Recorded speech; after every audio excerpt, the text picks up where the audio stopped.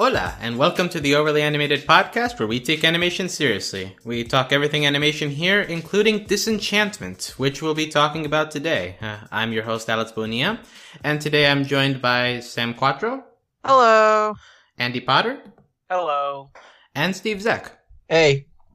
You can find other podcasts that we've had here talking about other shows on Netflix and other networks at overlyanimated.com.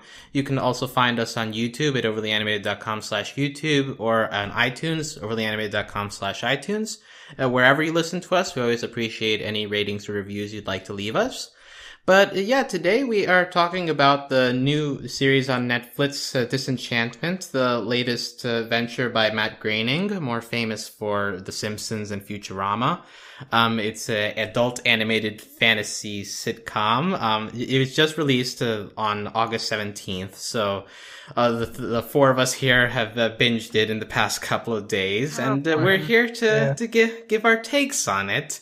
We're going to begin with a non-spoilery discussion in case you want just general thoughts before you decide if you want to go dive in for yourself, or if you'd rather just listen to us ramble about it for an hour after that. That's probably better. Yeah. Well, hey, hold on here.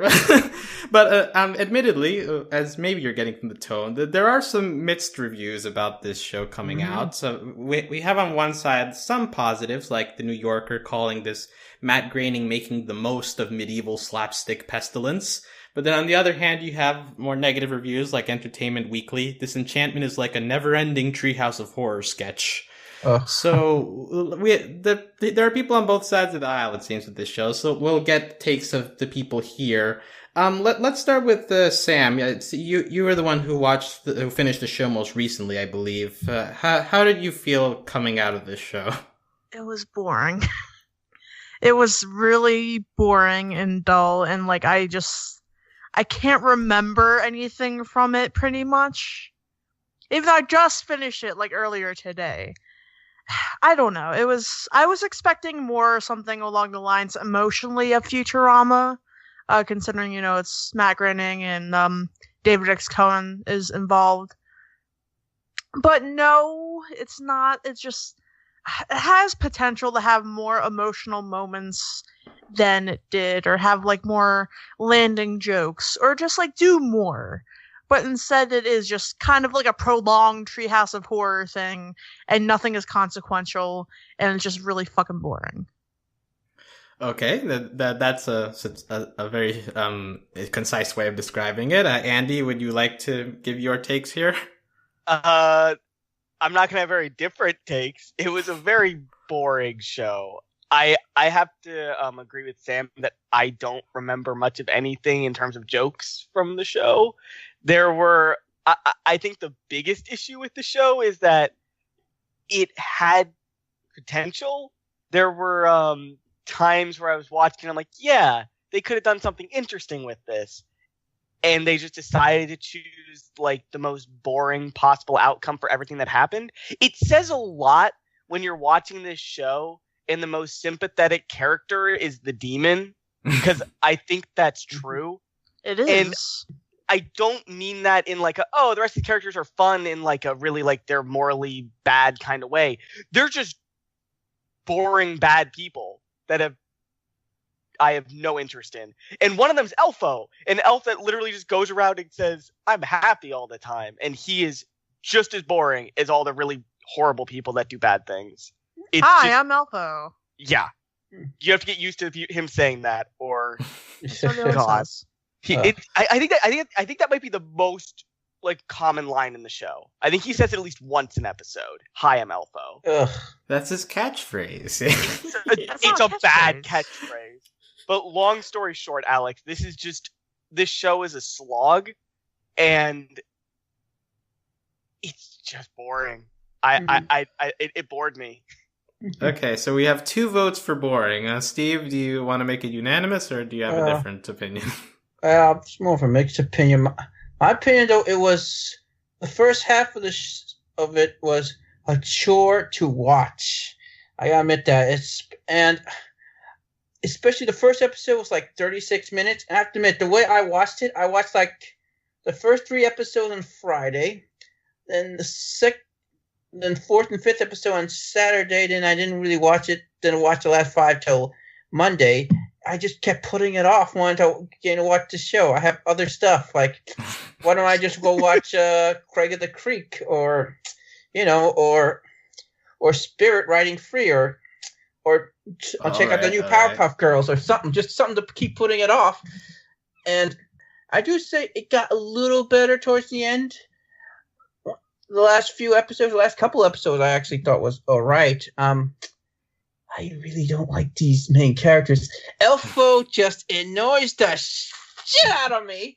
Oh man. But there are some characters. I love the demon Lucy. He's actually pretty good. I love his snarkiness. Being's all right. Just though, I do think maybe the one saving character I actually like is Una. Might be the only character that might come close to saving this show. All right. We'll get into the character specifics later. But at least I just have to say this on a positive note, that it's better towards the end than it is at the beginning. So maybe they got through all the rough patches, but I don't know. Well, I think a commonality we're mentioning here is potential, right? Like, there's something to be seen. Especially, I agree with you, Steve, that near the end, like, there's stuff there that you could think, well, okay, there's something to build on. But at the same time, I mostly agree that the rest of this show is just boring to watch. Just say one thing. I think I might say sacrilege to mention this show in the same breath as this show, but remember how Steven Universe started out, so... Well, look, here's my thing, okay? These episodes are 30 minutes long each. Yeah, they're too long. They're too long. They stretch these out needlessly. There's not enough jokes to fill that runtime. And I hear people comparing this to this stuff like BoJack Horseman, for example, that also got not great reviews on its first season. But the problem is those episodes are funnier at the very least. Like, even if there's not a story that it begins, like it shows up near the end where you get into the emotional depths. But at least it's funny to start with. This show doesn't even have that to get you through the beginning of this series, and by the time you get to the end, you've worked through so much that it feels more like a feeling of, well, I've stuck it out this far, might as well see it through, rather than actually being interested in the characters. So I think that Disenchantment is a show that, while I see the potential, and I do think that, but like, if you manage to see it through to season 2, season 3, it could be a good show. But right now, like, this season was terrible. I know. Why don't they follow the DreamWorks pact, like Voltron or their other shows, they're all like 23 minutes long or 22 minutes long each episode? Why does it have to be like the first episode 36 minutes, man? Why? Well, I guess we can lift the spoiler alert here. So, like, you've gotten our general takes. It's not really that good. But if you want to go watch for yourself, make your own opinions, feel free to do that. But yeah, so just lifting that restriction here. This show tries to be a story-driven show. Like, it's not at least from the very beginning, you're setting up stuff like the mom being disappeared and the demon.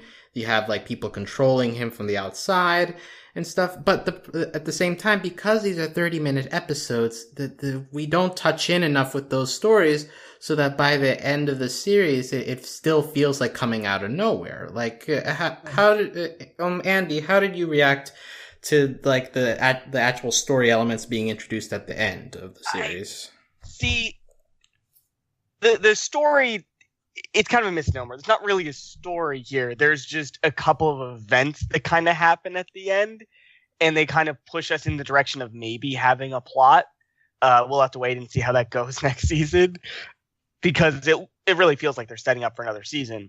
But the thing is, this show really couldn't decide whether it wanted to be serialized or it wanted to be episodic.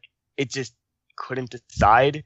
Because the first episode, it starts, and it feels like it's going to be going, okay, we're going to leave the castle. We're going to see Bean try to find her way. She's going to, like, find herself out here outside of her kingdom.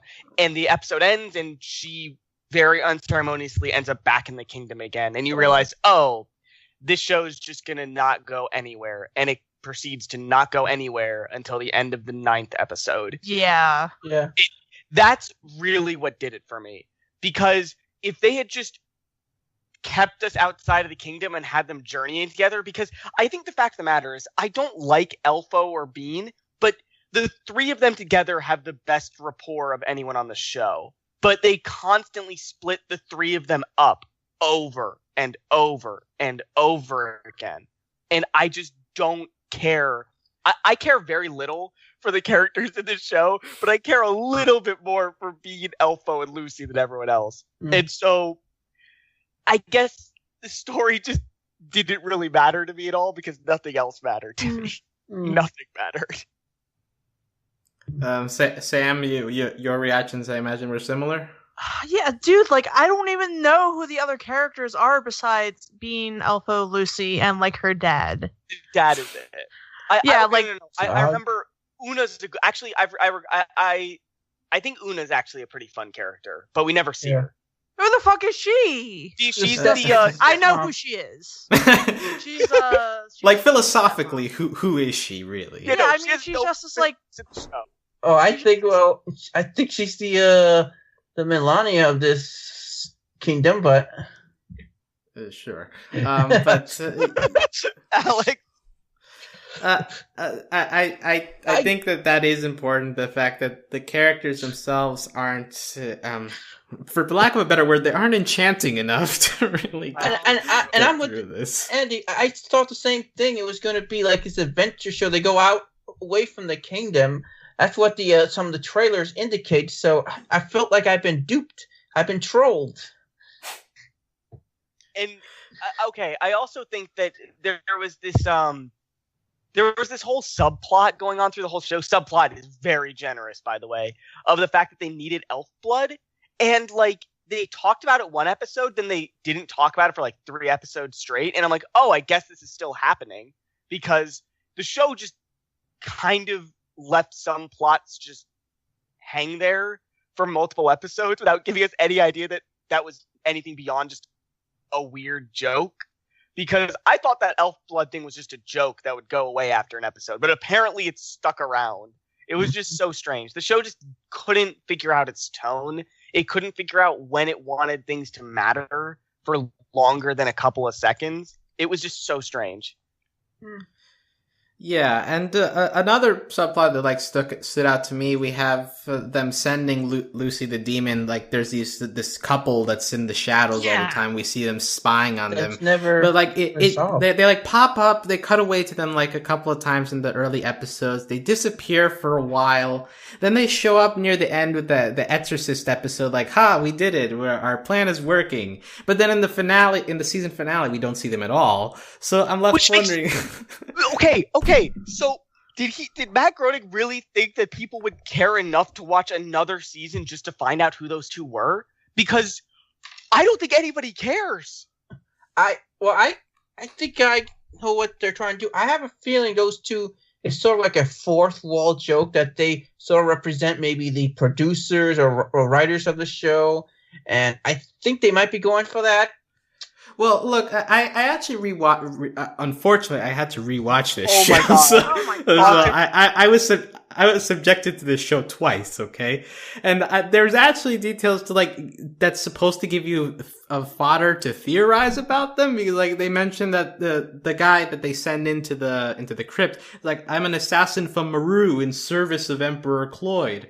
And Meru is the kingdom that apparently attacked this other kingdom in the past, the snake-based economy joke or whatever. So that's my favorite joke of the show, by the way. The only really joke. I don't know why. Snake-based economy was a very Futurama joke. I don't know why. It was funny to me.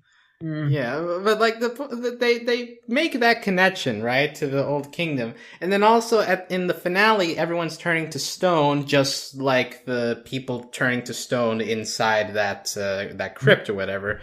So like if you're paying attention to the show, you do get some kind of like, okay, all this matters in a way. But the problem is these episodes are so long and they're full of nothing that like how am I supposed to have space in my brain to keep this in my mind an hour after having watched just 2 episodes? And then on top of that, no one in the show notices it. I think maybe Lucy, maybe, but he just doesn't give a fuck. So No, but like Andy, like the show doesn't point it out. Like Yeah. it drops it there, but like it's banking on the viewer to be entranced enough in the dialogue to pick it up. But It expects us to care. I noticed it, but I didn't care. I thought because they didn't call it out that it wasn't actually a thing that was happening. But some of the twists, though, I saw coming, like mile away. Like I pretty much knew that Dagmar was sort of responsible or tried to kill Zog in that flashback when she came back. I knew it, but it took forever for that thing to be revealed to us, the audience. Like, I know it. I know what's going on there. Don't play me like a fool. Lucy's the only one to figure it out. He's like, that's why he probably is the best character, because he's the only one with half a brain in this show. Okay. Question, because I literally don't know. Was Zog and Dragmar, that's her real mom and the king? Yes. Okay. I mean, I still am not sure after watching this show. The flashback they show us said that they had a baby together and that it was Bean, but also the thing is you're throwing this twist in at the end, so like I don't know, the show could throw another twist if they really wanted But to. she was acting so suspicious as soon as she came back. Like, I'm like, this is not right. Red flag on this character, and no one notices. Yeah, and we get. I guess before we talk about the Dagmar and Bean, I guess we need to deal with like the main characters themselves, because we've been going around it like these characters are boring. But like, well, let's start with the positive first. So it seems that most of us are okay with Lucy. Sam, what are your opinions on Lucy and him compared to the other two? I mentioned this on the Discord when I was on the first couple episodes. He reminds me of the puberty monster from Big Mouth. And historically, I really hate Big Mouth, and that was the worst character from that show. So I'm not too big on Lucy, to be honest. I mean, he's like, the Bender type, the, puberty monster type, the Brian Griffin type, etc. That type of character that's in every quote-unquote adult animated show that's supposed to be like the wisecracking evil whatever. Brian Griffin isn't evil. Maybe Stewie would be the more apt comparison. Yeah. But you know what I'm getting at. It's supposed to be this out of left field, like, oh, it's wacky, it's a robot, it's a demon, it's this like imaginary monster, it's a baby, etc., etc. And that's a trope I'm kind of like over, because every adult animated show keeps using it. But I think Lucy does have his moments, especially towards the end of the series. I do have to commend Eric Andre on his voice acting. Very good job. Bravo. But, like, I just don't really feel too much for him, because he's like Mushu from Mulan. And he's just like, being sent in by these, like, in this case, mysterious figures to go, like, again, in this case, kind of fuck up the main character's life. But that's not what's happening. I don't know. It's just confused. Andy, your thoughts on anything that makes Lucy stand out? I'll have to agree with Sam that he is a very Matt Groening character. It feels like Matt Groening fits a character like this into every single one of his shows. That there needs to be this weird, like, just weird character out of nowhere. But I'll rephrase what I said earlier. I said he was the most sympathetic character on the show. That doesn't mean I like him. He just he's just the best character on the show. He's okay. There were moments where I liked him, but overall I found his whole everything kind of run into the ground most of the time. Because he kind of only had one note. And he played it well. Like Sam said, Eric Andre did it well, but that one note is just really boring when it's played over and over and over again. I did like when he was a little more caring for people. It was interesting that he like saved Bean during the exorcism, or that it was interesting when he the whole interaction when Bean saved him. Like there was it came the closest to interesting that the show got, but he's still a very one-dimensional character in a show with zero-dimensional characters. So you take what you can get. No, and I'm glad you highlighted that last part, because that's what I think makes Lucy at least a little better than the others, is that he doesn't feel as static. Like by the end, like it does feel a little bit more earned that he's actually this like slightly more caring about things, or like when Elfo is dead. Oh, spoiler alert! Elfo's dead, by the way. But my heart. But like Lucy actually feels kind of bad there, and like you see him at the funeral feeling like that, and also he's helping Zog reveal his secrets. Like he's actually doing stuff that's meaningful by the end of the show, and comparing that to where he was at the beginning, it actually feels like a change. Whereas with Bean and Elfo, I don't think they change at all throughout this entire show. Because their impetus as characters is that they're trying to change, and they refuse to change no matter what. It's so weird. Like Elfo left the elf place because he was like, I want to experience something new, and he ends up just leaving there and being like a happy-go-lucky character no matter what. And then Bean is like, I want to get better, and then she does everything she can to just remain a drunk and remain just really. Bean. It's like I understand, Sam, that like there's a relatable character in there somewhere, but she's just. Well, Sam, what are your feelings on Bean? It's just a waste, really. I mean, you get Abby Jacobson to voice her. You know, like the rare female protagonist in animation. Mm-hmm. And what do you do? like, you know, you give her a show that is just like no plot. Like nothing really going on. Her character is just like, what the fuck?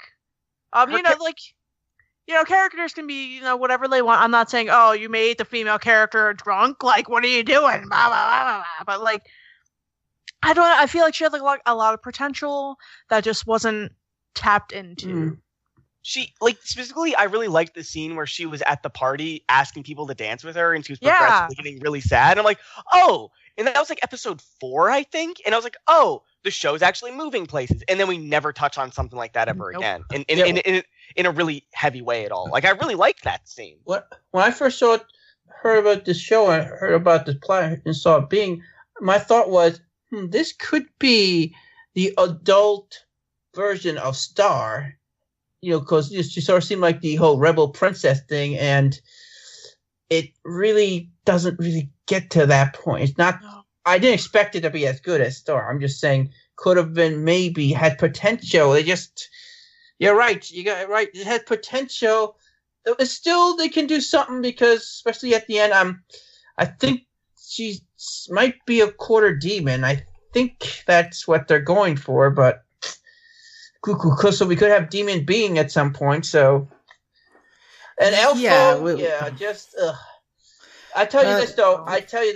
My hot take though, the whole Elfo Being thing relationship that makes Lance and Allura look good by comparison, less annoying.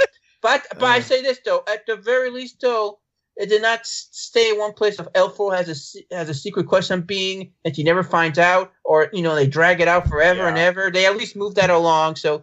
At least they did that. This show always does stuff to really just get on my nerves, to all my pet peeves. But towards the end, it's like, okay, maybe not so bad. They surprised me a little bit. They saved themselves a little bit. You say that they're not dragging it out, but at the same time, Elfo is dead, but we know that he's not going to stay dead, right? No. And so when it comes back, we're going to come back to this, because they never actually resolve it. They just throw it under the rug. You know what I thought they were going for? I thought this would have been hilariously great, though, that Dagmar was Elfo's mom, so being an Elfo this show doesn't deserve your crack theories, okay? It doesn't. I thought they were going for it, but probably not. But we can talk about Bean's parents as well. Zog, voiced by John Dimage. First, we didn't really talk about Elfo. So, we've talked about Elfo being just not changing at all. But like, is there anything you want to add to Elfo analysis here? I just wanted to say, what was the point of him not being an elf? Because we didn't even talk about what he is. Yeah. What was the point? Like, what is he? What was the point of that? And why did he leave the village? Personally, I thought his elf girlfriend was good enough. What the hell? Well, look, Dad didn't want the relationship. And also, like, the show begins framing Elfo as, like, kind of interesting in that, okay, he doesn't feel right around all these people who are happy all the time because he thinks that there's more to life. Like, that's a basic premise for a character. And they even call out in a really unsubtle way, like, oh, this is mental illness or something. Like, it wasn't great, but I mean, at least they were trying for something. But throughout the show, we never really get into that. Like, he stays the same character. He gets more violent, I guess. Like, he punches people more, but that's about it. And so by the time he comes back, like, he says something like, "Oh, I can't go back. I'm a total badass now," or something. But really, all he's done is leave and go back. He hasn't actually changed as a person. No, he hasn't. But you reminded me. Speaking of Elfo being more violent, I did think of one scene that made me chuckle a little bit. It was when they saved him, and he jumped out and started punching Lucy a bunch, and he just didn't stop. And Lucy was like, "Why aren't you stopping?" Because he's like, "I know you're gonna hurt me when I stop." And it was like that was one of the few times like I felt like, oh, this group has rapport, and then like it comes in like flashes, and then it just goes away. I don't know how the writers do it, but they make just a moment of rapport happen, and then it just disappears as quick as it appears. Well, the problem, once again, it's 30 minutes, right? So, like, you can have these little moments, but when they're hidden inside such large swaths of other stuff going on, so it gets lost pretty easily. It's just so long. I think that's the biggest problem with the show. If it had just been 11-minute episodes, it might have been okay.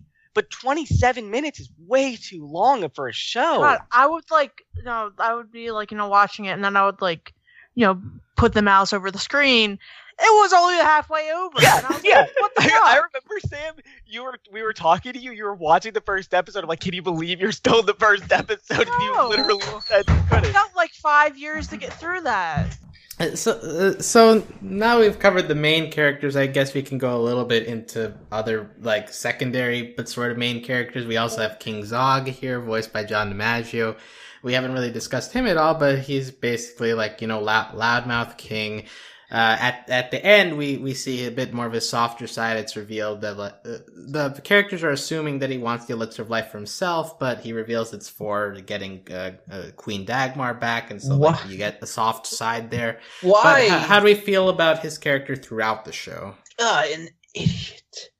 Why do you want to bring back your dead wife when you're already remarried, man? That's just stupid. Does he know what's the ramifications of that?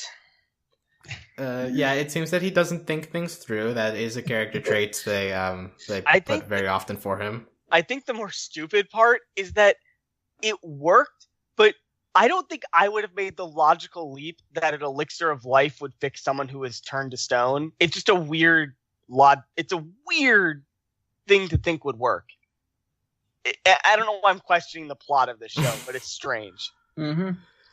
Yeah, well, they seem to frame it as like just a cure-all, like no matter, like whatever you think will happen sort of thing, because it is very vague, and they try it on dead people several times, and it either works or doesn't work. So, or what about these? Oh, go ahead. Yeah.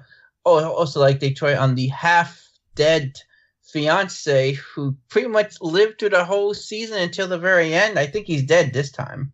Well, his brain fell out, I think. Yeah. He could still live without a brain, probably. Like how? Like, he was still alive somehow? I don't know. He said, "Yeah, it was a running gag throughout." But yeah, Zog himself, like, is just a character that doesn't really. I think he has his moments of being funny. Like, they have a gag of him reciting things as he's inspecting things, like, "Oh, the columns are good. Oh, the lower tier is fine." Or, like, as he's walking up the stairs, he's, like, reciting his actions and stuff. I think that's an okay running gag, but just he's a very boring king. He's very just boring. Does kingly tropes, so there's not much to everyone knows, though, the way he talks, though. I think Don DiMaggio, he's trying to do in Carol Connor impression, a Archie Bunker voice. Especially towards the end, the way he squeals just a bit, it sounds like that to me. I mean, to me, he just sounds like Bender or Angry Jake, but like I didn't really get that he was doing much with his voice. Yeah. But so Zog is around. He's there. I mean, Yeah. were there any other major characters beyond those 4? Well, I guess major. not, because But they're show stealer Queen- characters. The characters. So some of my characters I like the Tess, and I loved Una. She was very interesting, and also it's pretty much confirmed though that the wizard, the royal wizard, and the prime minister, or I don't know him, the bald dude, they are in a relationship. yeah, I guess we can talk about Oddball and Sorcerio. That they're characters that do pop in and out. Sorcerio is the main mage. Oddball is the prime minister, and they also have their moments of being funny, I guess. But I actually think they're one of the better side characters. But well, I care more about their relationship than being an elfo. So okay, if you want to talk about that, how do you feel about throwing in the fact that they're gay wizards? I don't care, which is I like stuff representation like that in shows. It was kind of a blink and you miss it type deal. Yeah. Yeah. I don't mind it too much. Sam, were you going to say something? I didn't even notice. There was a scene during the party episode, Sam. They had like an orgy or whatever. Yeah, so we have the gay sorcerers. We also have 2 characters I want to point out. First, Prince Merkimer. He's voiced by Matt Berry, a British actor from the more known from the IT crowd. He appears in the first couple of episodes. He disappears for a while. He gets turned into a pig, and then just does 1 or 2 lines later in the show. But I liked him because he's brash and over the top, and I just think that that's more of what this show needs. It needs more over the topness. Everything else feels so muted, so he stood out to me as kind of an interesting side character to have around. I was expecting, honestly, him to join the main cast because he was an over the top fantastical character. I thought it was kind of a waste to just throw him to the side. Right. And when they did throw him to the side, I was like, oh, we're gonna get fantastical stuff like this all the time. And I was like, nope, we're gonna stick with humans, people that look like humans mostly. And it's okay, this seems like a waste. It's strange. Yeah, and they stick him with the useless side plot at some point of him as a pig and asking advice from Lucy to get ladies or something. Yeah, and that just felt like a waste of time. So even though I like those 2 characters, it's still I think that they're fine characters, but especially at the beginning, Prince Merkimer gives a nice jolt compared to the mutedness of the rest of the characters, but he doesn't show up enough for me. And also the Exorcist, Big Joe is called. I think also he's got an interesting vibe, very creepy vibe, and he ends up being an important character in one of the later episodes. And I think also he does a pretty good job of executing his role, and he's got a couple of good lines too, curing curing from the exorcism. It's remember to take lots of water and some rest, and after doing all his Aladdin junk. So I liked Big Joe as a supporting character. I liked his line about villains. No, I don't consider myself a villain. From my perspective, I'm doing the right thing. But that's the base level though for a villain. That's the minimum required for an interesting villain. It's to say oh yeah, I'm not just Zarkon or Ozai. I have a little bit of depth here, but I thought just meta humor. It's not much. But those little jokes are some of the jokes that just sort of keep the show afloat for being completely awful.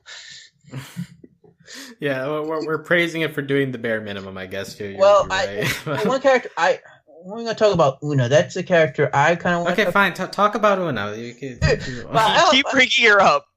Well, I love Una, man. She's awesome. She's kind of an underutilized character, kind of, and I don't know. I think she's awesome. I do think though, maybe you should talk to Sour Cream about learning a lesson about how sometimes step parent can be better than your biological parent. And I just felt bad for. Yeah. Any other people's thoughts on Una? I think that, but in the last episode that they're trying to set her up as the fake villain. Although I don't know if she actually ends up being involved or not. I got confused by the end there. I'm overthinking things, but there's sort of how everyone suspected her because she's sort of the outsider. I thought maybe it was sort of a play on what's going on in our world today. How we don't trust people from other countries or like or people like other religions. I thought they were going for some type of thing, or maybe I'm giving the show too much credit. That's possible. Although I do think that this show does run in stereotypes a lot, like especially with the foreigner stuff. Like we had the Dankmeyer episode where that it is treated as if they're going to a foreign nation and they're all talking in accents very thickly. You got the rednecks in that episode. What's up with Bing's little brother? For like half the first 5 episodes, he is mute. I don't even know the person's gender, and then suddenly he talks. Yeah, Kevin. I think his name is Kevin, but like, I thought it was like Derek or something. Yeah, who cares? But yeah, he just pops up at halfway through the show. And that feels like a lot of things with the show. They just pop up at random. Let's see here. I guess other things that we haven't really talked about yet. Let's see here. Have we discussed pretty much everything? I had a couple things I wanted to talk about in terms of like why this show makes me mad, because I don't think we really talked about that, because when there are a lot of bad shows out there, but there are a lot of bad shows that I don't feel the need to be this upset about. And the reason for that is that there was something here they could have worked with. And that makes me very upset that they had the workings of something that could be funny, that could be interesting, that could have been a plot heavy show, and they decided to take every wrong turn, what feels like on purpose, just because they didn't want to test their audience or test their writers or something. Like, who knows why? But the point is that they had something here. They had a somewhat good idea. They had a female-led show. They had a diverse cast for what it is. It's not really diverse, but it's more diverse than a lot of other shows like this. And it's just I think it was a good idea, but then they just tore it all up and said, nope, we're going to do the bare minimum here and try not to do anything crazy. And it just goes through the whole show like that. We have scenes where, because the main character is a woman, we have scenes where the joke is that she's naked. And it's like, we don't need stuff like that. We don't need it. And it made me so upset that we went to that type of humor. Like, we wouldn't have that type of humor if it's just so unnecessary. And it just, stuff like that percolates through the entire show. And I just hate it. Mm-hmm. Yeah, there's another scene that reminds me. They find a gang that recruits them into stealing the family crypt or something, and the leader is also a woman. It's like, hey, women should help women. If women ran the world, there'd be less crime. Oh, but, like, it feels so out of place in this. Also, show. later on, so ham-handed. And also later on, do the joke about how now's not the time to worry about gender equality or gender neutral while something else is going on. I think like the show is very self-aware of tropes. I think they're trying to parody it. I don't think they're self-aware at all. I think they're buying into it. I think that they just went on TV tropes and just copied and pasted as many as they could. That's what it feels to me. It's self-aware implies that you're making fun of the trope at the very least. But here, that it feels like they're playing it all very straight to me. Like there's very few meta jokes. Like aside from like one at the very end is like, and it took us all season to get to this point or something. Like that was the only meta joke I found in the entire show. So like otherwise, it feels very, very like played normally. Yeah, like, and if you want to play it normally, you have to really, like, on a show like this, you have to really have good writing, and you have to have a plot of some kind. You can't have this bare bones type thing where you take yourself super seriously if you're going to go nowhere with anything. And also, like, what they would Zog, pretty much, they made him, for most of the season, just this one-note, unsympathetic character, and then, like, towards the end, they try to give him some depth and make him somewhat sympathetic, and it's like a little too late. And same with plots, right? Like episodes 9 and 10, like they throw a lot of big stuff in there, but like you wonder what was happening in episodes 2 through 7. Like we couldn't have like built upon this a little quicker. You know what this show reminds me of? It reminds me of Digimon Cross Wars Young Hunters. Okay, nobody's going to get that reference. I've indulged all your references for today. But that's a bit... Alex, I was waiting for you to be done. I was waiting. Look.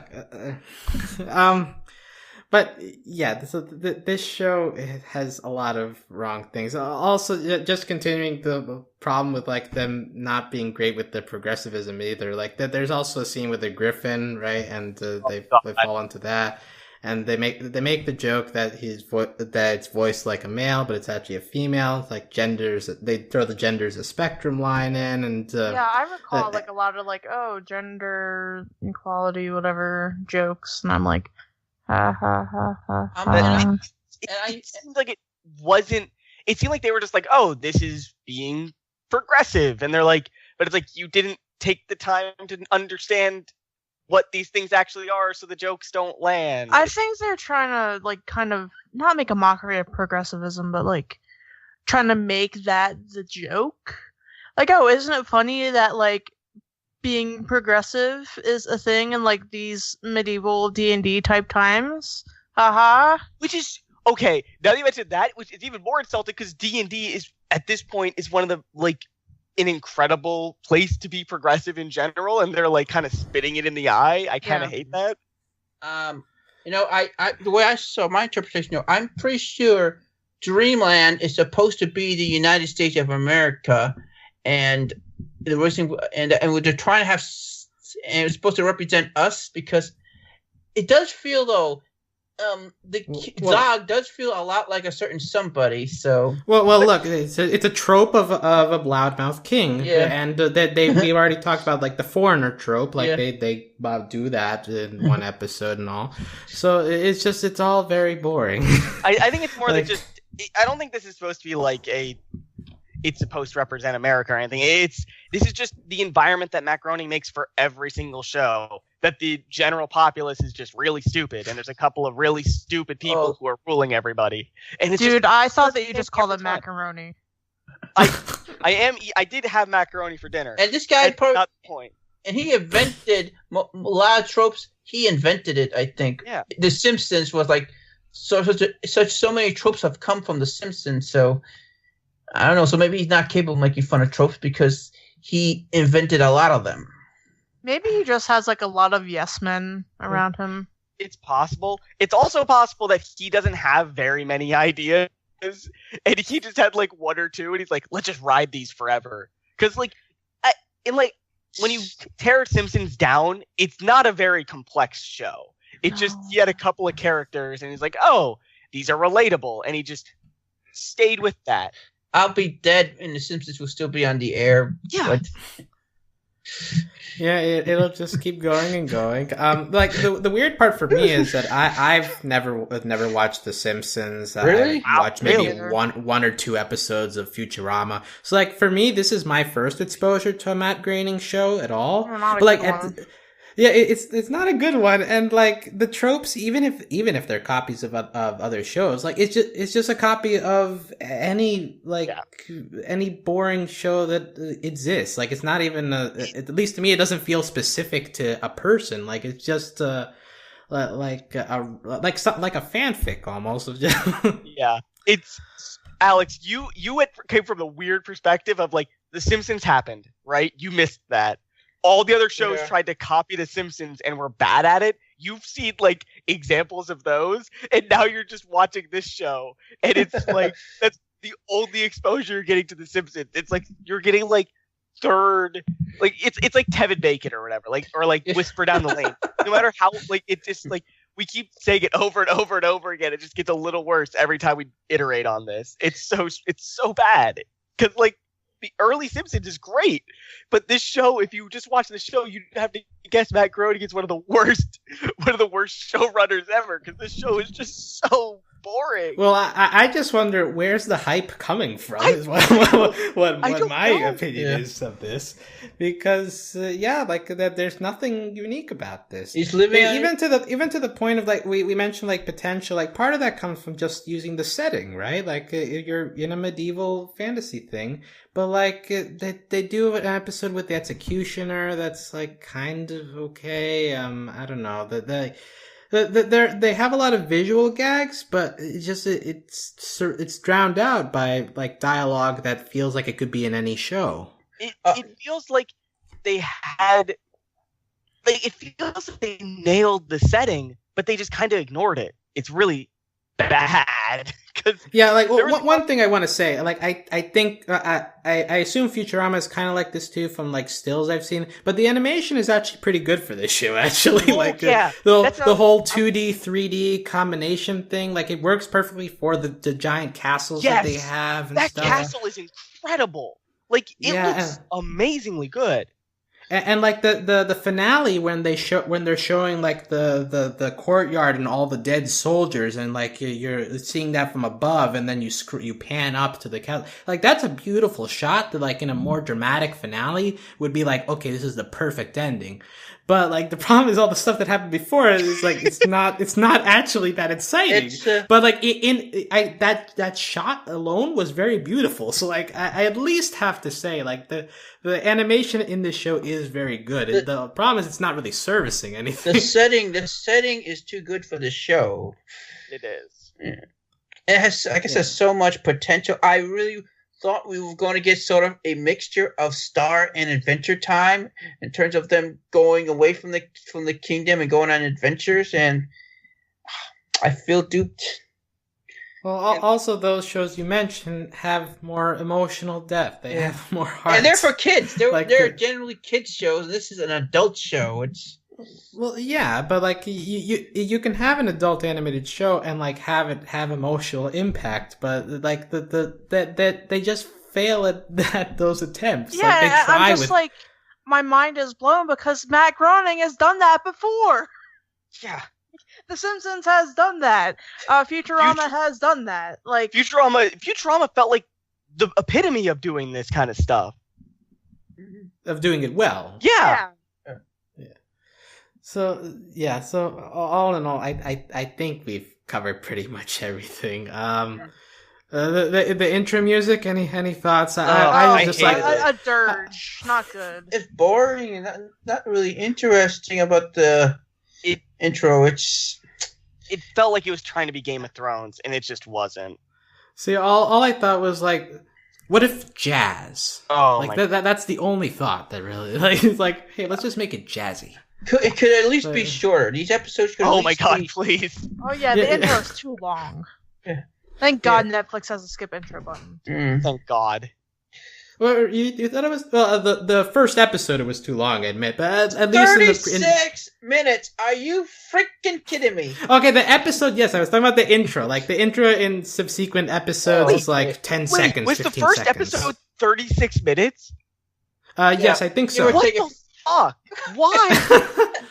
I know. Because it's okay. Because you need to set up the characters, quote unquote. Well, Castlevania's allowed to do that, but not this show. Yeah, so and I guess we also this we've talked about the plot about Elfo dying and stuff, but there's a stinger scene that I just found out on the rewatch. So I didn't even notice this the first time, but there's a stinger scene at the end of the final episode that shows him washing up on the Mermaid Island or whatever. So like at least if you watch the show without it, you're like, okay, maybe Elfo stays dead. That'd be interesting. But I guess the stinger scene is just there to confirm, like, don't worry, guys, he'll be back. Yay. Don't worry about it. Yay. I'm glad you brought this up, Alex, because there's one last thing that I have a bone to pick with this show. Matt Groening was greenlit for this show, and he pretty much wrote a second season into this season. Like, Netflix was like, sure, yeah, right, like, just do that. It's fine. Like, people were like, yeah, that's good, do that. And I don't know. On Netflix, it's titled Part 1, so... Yeah! Netflix saw this and like, yeah, we want more. And Matt Groening's like, I just know I'll get more. And everyone watching this is like, please, don't give us more. It's like, I never seen something like this. The last time I saw something like this was Last Airbender, Book 1, Water. Assuming this... okay, you're just comparing naming schemes. I was like, how dare you try to compare Avatar to this show in any way? Not to the movie. The movie. I guess that's true. They'd also do that in the movie. That'd be great. That'd be great if this just never got a sequel. I would be so happy.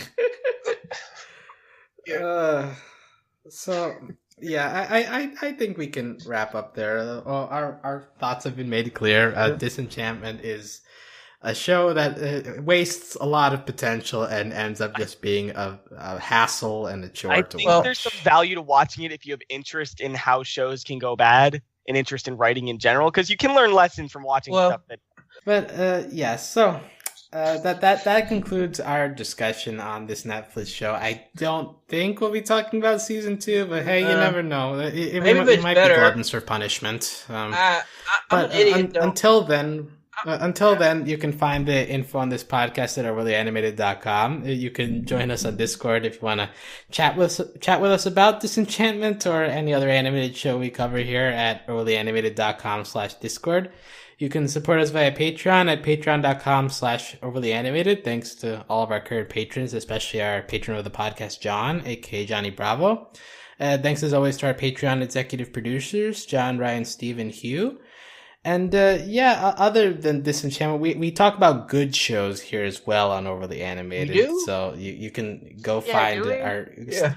I think we do. BoJack's coming back soon. We cover that. BoJack Horseman is a Netflix show that is coming back very soon. We recently wrapped up coverage on another Netflix show, Voltron Legendary Defender. Yeah, but I heard that was stuff good. on that. Yeah. Yeah, I mean, it's better than this. Yeah, that's not hard though. I made that point earlier. That's true. But yeah, and other animated, adult animated shows you can go seek out instead of this, like Final Space had a first season that was really good. Rick and Morty, obviously, it's pretty good. It's like there are adult animated shows that can be both emotionally deep and funny at the same time. Disenchantment is not one of them, but there are other shows you can seek out if you're looking for that combination. So yeah, on that note, thanks for listening. Hopefully this podcast wasn't as much of a chore as the actual show Disenchantment was, but let us know. Until next time, we'll talk to you later. Adios. Bye-bye. Andy, say bye. Goodbye.